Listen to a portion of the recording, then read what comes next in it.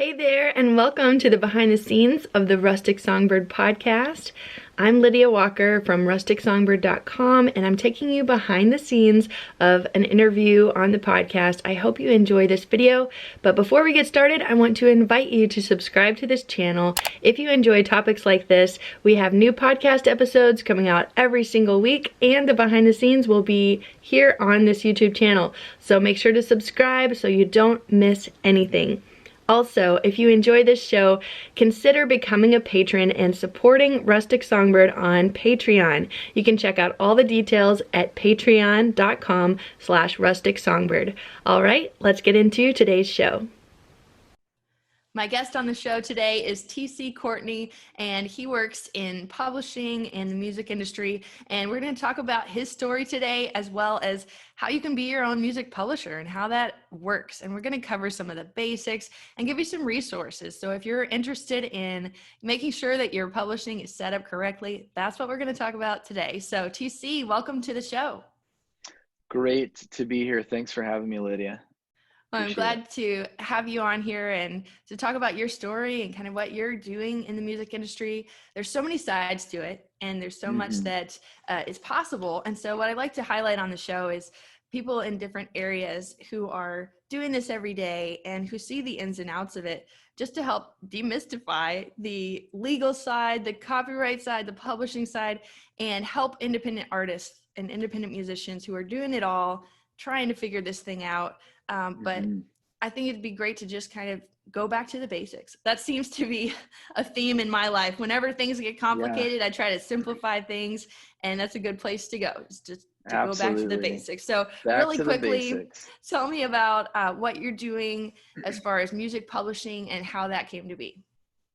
Yeah, so I'll just kind of start off with how I made it to Nashville and quickly kind of work through that up to the present day. I moved here in 2013 after graduating college, studied songwriting and music publishing at Liberty University, and when I got here, started working at a Christian publishing company named Brentwood Benson Music.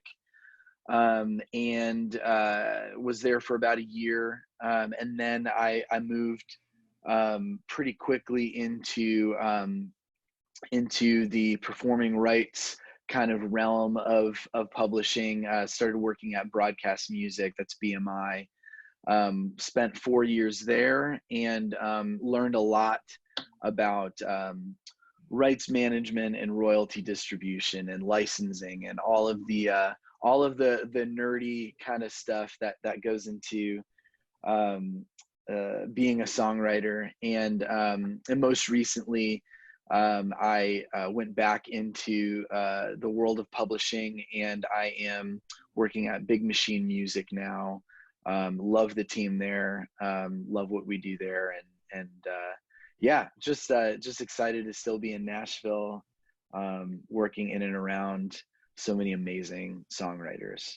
Yeah, and you're also a worship leader at your church, which is how I got connected with TC, is because my mom has been going to the church plant that you're helping with, and also Ellen Hogan, who was recently on the podcast, also works at Big Machine and goes to your church. So it's really cool to see how everybody's connected. And like, Nashville is really such a small town, and so it's interesting to see like how those friendships form, and then people working together. And then as soon as Ellen was on the show, she said, you've got to get TC on the show. And so it's really cool to have you here and just talk about, a different side of it. So that's really cool to like see how your story brought you to Nashville to be in music, that you worked at BMI and learned so much about how all the intricacies of the royalties work, and then now working with Big Machine and doing something similar still in the music industry. So it's really cool how that all comes together, and it just builds on itself. The more knowledge you have, the more connections you have, and it just kind of grows over time. So that's really cool.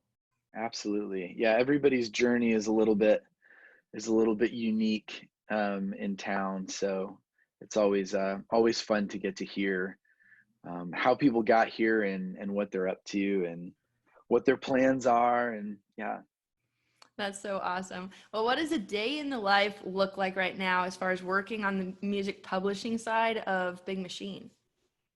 Yeah, so Big Machine, man, I can't say enough good things about the team I get to work with there, because we are a really small team in the grand scheme of publishing. Big Machine's what's called an independent publisher, so we are run, completely independent, and we're a small team of about 6 people, and we day to day help manage just help manage the hopes and dreams of the songwriters that we have the pleasure of working with. So basically, songwriters write the songs.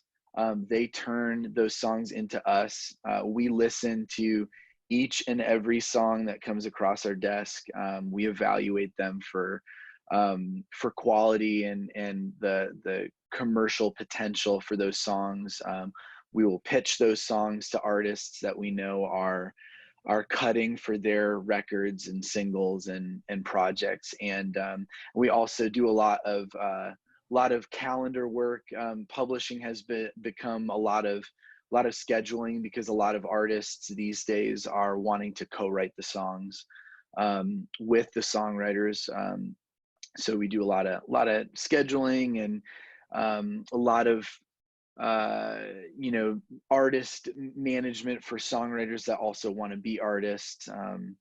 We kind of run the gamut in terms of representing our songwriters well, and seeing their careers just blossom, and that is the hope for them and for us as well.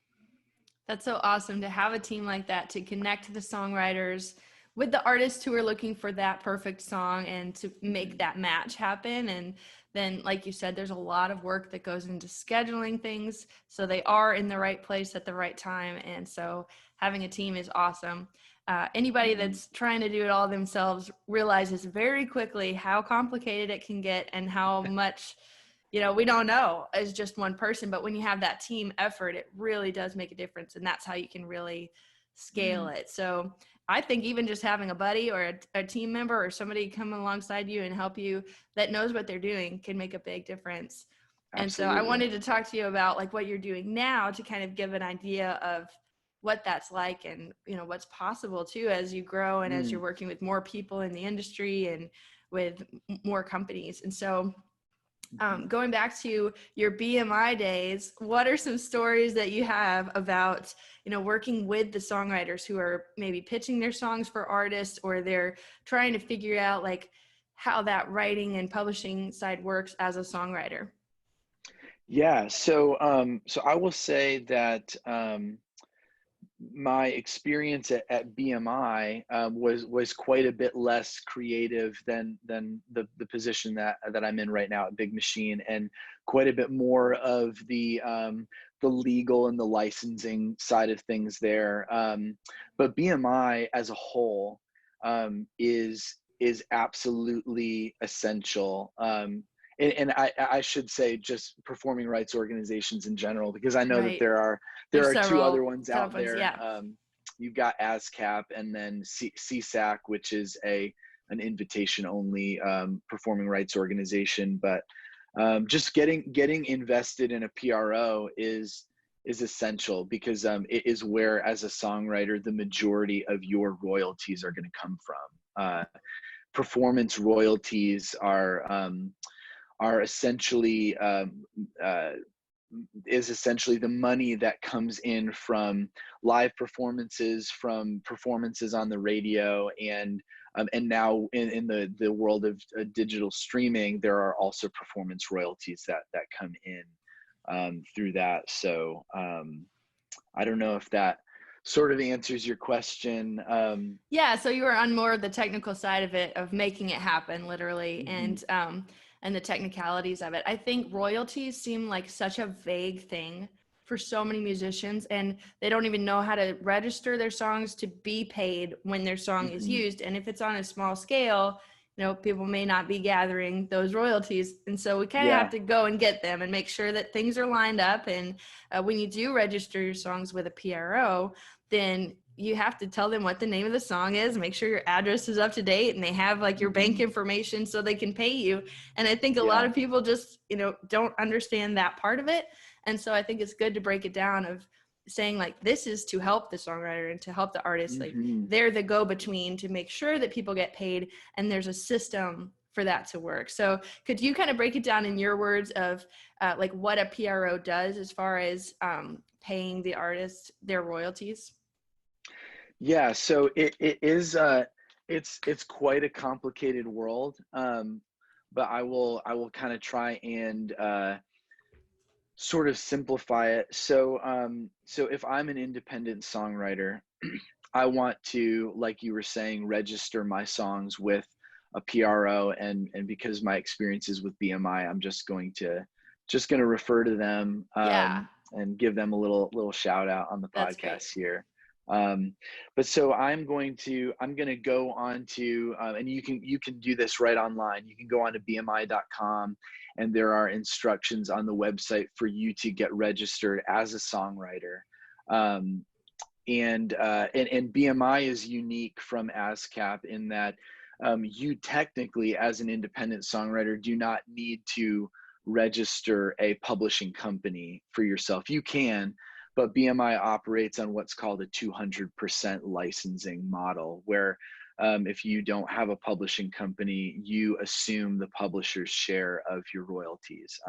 So I'm getting into some of the nerdy stuff, but you go on to bmi.com. As an independent songwriter, I register there, and then I start registering my songs. And all you really need to do that through BMI is you need the song title, you need the all of the co-writers' information and their publishing companies if they're assigned to a pub deal or if they have their own publishing company. You get all that information kind of ingested, and you start building your catalog. And there are several different ways that as a songwriter you can start to see royalties trickle in. We can kind of break some of those down if you want me to.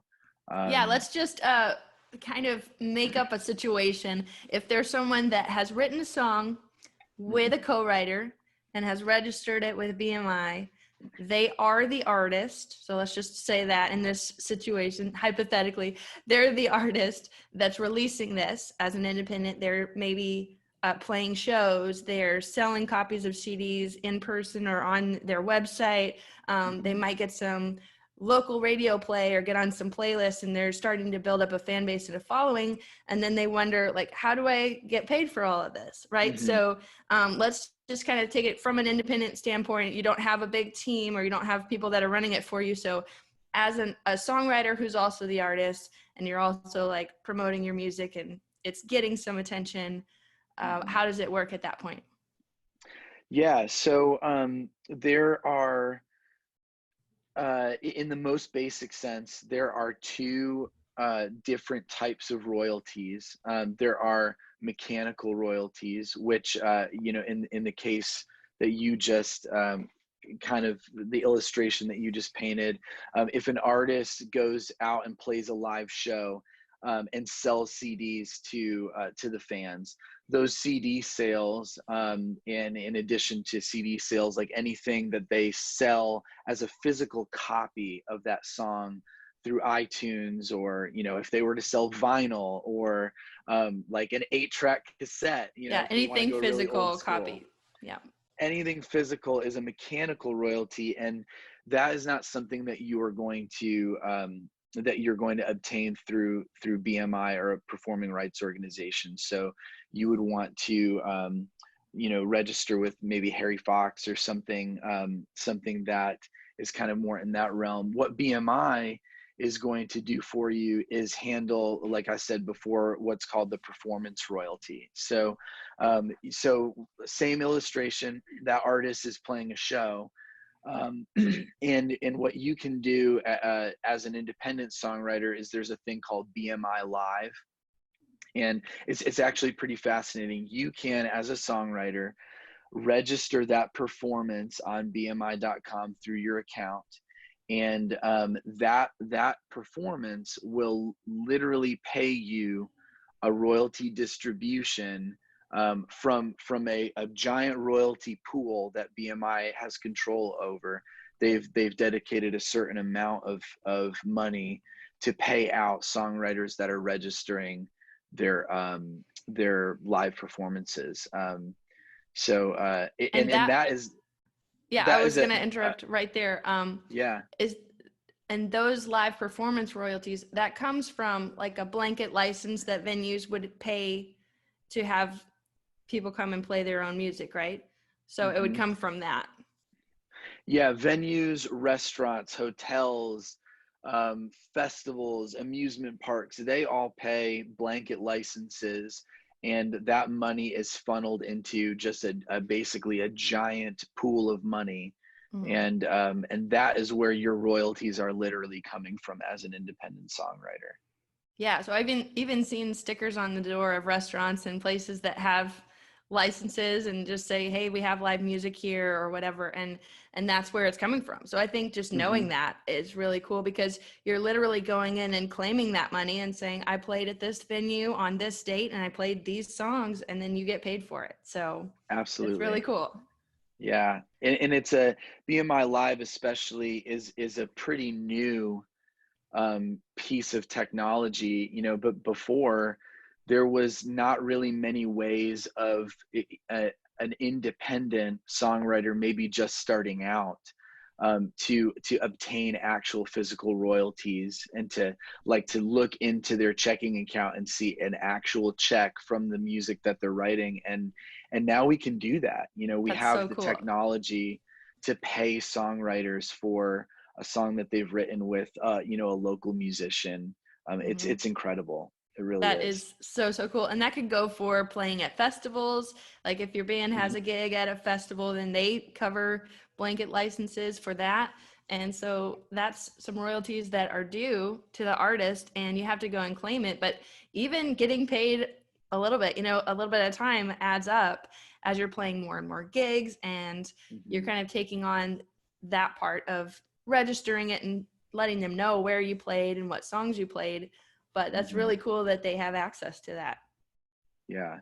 Yeah, I definitely wouldn't discount it. If you're an artist that's playing in Nashville, or even outside of this city, around the country, you know, you can make a substantial, little paycheck just off of those performance royalties. I think a lot of people sort of tend to write it off as chump change, but it can put anywhere from a couple hundred extra dollars to thousands into your bank account, as an individual and independent songwriter. So Yeah, that's so can be awesome. So big I money. wanted to break that Yeah. down because it could be someone's main thing. If they're playing Hmm. hundreds of gigs a year and just keeping track of everywhere that they're going. And you talked about kind of nerding out on the details a little bit earlier, like being a numbers person, like understanding uh, like where it all comes from, where it all goes. But I think it's really fascinating because once you understand it, you can tap into it. And once you Hmm. have everything in order, then you are starting to get those paychecks for your music, and then you can put that back into your music if you want, or pay your bills, and then you're not a starving artist Absolutely. anymore. So I just think it's so empowering to see all of the opportunities that you can have, even if you don't have a big team promoting you and you're not doing huge arena shows. Like even if you're just playing local gigs, then you can be making money through that. Totally. Totally agree. So what would you say is exciting to you right now about the music publishing world? You talked about, BMI Live being kind of some new technology, but then you also talked about being excited about the creative side and being less technical and actually like helping people and working as a team and connecting the right song with what the artist is looking for. So what are you excited about right now and moving forward? Yeah, two things two things kind of come to mind. One of them is a little bit more creative, and one of them, I just can't help it. I'm kind of a nerd, but Perfect. creatively, Lydia, it's crazy. I mean, we live in a town, Nashville, Tennessee, where right now, as we're speaking, and as we're talking about the songs that are being created, there are probably hundreds of songs being written in all of these rooms throughout this city. And just having a job where I get to wake up every morning and listen to songs that are being written, and just to be encouraged that there is never an end to the creative cycle and flow of these incredible songwriters that this city is building up every single day is, I mean, it's like a daily shot of adrenaline.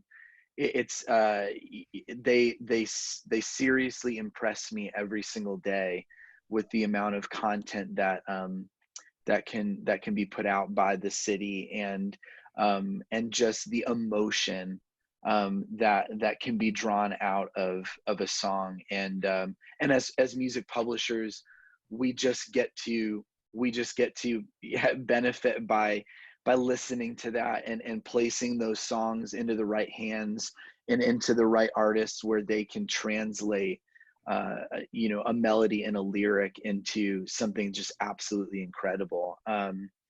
So there's that. And the publishing world as well, in a little bit more of a nerdy sense, with digital streaming, which a lot of people kind of tend to villainize right now, because of the small amounts that it's paying songwriters. We kind of had this tendency to villainize them, but digital streaming is creating this incredible revenue stream for songwriters, and it's doing it in such a way that years and years and years down the road, that song is still accessible to fans and to new generations of listeners that can stream that song, and you're going to continue to make revenue on that. So you're seeing catalogs of people's music being sold at multiples of what it is worth today. And so it gives me hope for the publishing industry that we're going to continue to see those royalties increase, and to continue to see publishing being a viable way for songwriters to make a living, and to not just survive, but thrive as musicians. Right. For sure. Yeah, I love that so much. And I think just with the newness of how streaming has only been around for a little while, like it's not something that's always been around. So it's still fairly new for artists to like understand and wrap their heads around it. And it does seem like a small amount, but like you said, it can add up because it's over and over, people are listening to it. And then you have all this exposure of the internet to where people can find one song and it can really take off. And then people want to see what else you have and what other songs you've got. And so there's so much possibility out there, and there's so many opportunities for songwriters to even put their own music out there, promote their own songs, and to connect with people in a very unique way, because we didn't have access to this, until just a few years ago, really. So yeah. It's just still getting mainstream, I guess, is understanding the streaming world. And so I think it's just going to keep growing, and it's important to have your music available for people to listen to, and then you can always go back and make more music. So that's the great thing. Like you said, there's songwriters that are writing every single day and putting something new out there, and you never know what song it is that's going to really take off. Absolutely. Well, thank you so much for sharing some about the publishing world, and just kind of sharing some encouragement. Like you said, some hope that there's a lot of possibilities out there. I believe there's room for everyone's talent and their songs. And so it's exciting to just learn more about it and to get organized and make sure that, that you're registered. That's something that anybody can do today. They can start getting that organized. A lot of people might have their songs in notebooks or kind of here and there, but just having that catalog of saying, these are my songs that I've written, these are my co-writers, and having it registered is a very good step. I feel like you would be ahead of the curve if you have your songs registered. Yeah, I think if you can be one of those rare organized songwriters, you are setting yourself up for early success in terms of getting, being able to get paid and making your publishers happy when you are handing songs in. I would say is kind of a nice thing. Yes, I was actually in a studio last week, and an artist came in with a binder, and it had like slip covers, each song in alphabetical order with the songwriter information, the lyrics, the chords, and I was like, you are goals. This is amazing. I wish every artist was this organized. It gave me hope. So if anybody's listening, that's a great way to do it. Just keep them all in one place. But you can do that digitally through the PRO and have your whole list, your catalog all there, and get paid for your music, which is amazing. So thank you for sharing from your story today and kind of what you're up to. How can people connect with you online? Yeah, I would say they can. I'm not a huge social media person, but I do run an occasional Instagram account. I'll post every once in a while. So if any listeners want to reach out to me, I would welcome them to find me at TC_Courtney. That's COURTNEY on Instagram. Shoot me a DM if you have any questions or just want to talk a little bit more about the industry. I'd be happy to answer any questions that they have. I appreciate that. And I wanted to say thank you for what you're doing in the music industry and for being a light and hope for artists, because we need people like you who know the numbers and can run the numbers and can connect those songs, because it takes all of us. So thank you so much, TC, for being on the show. Absolutely. Appreciate you. And it was a pleasure.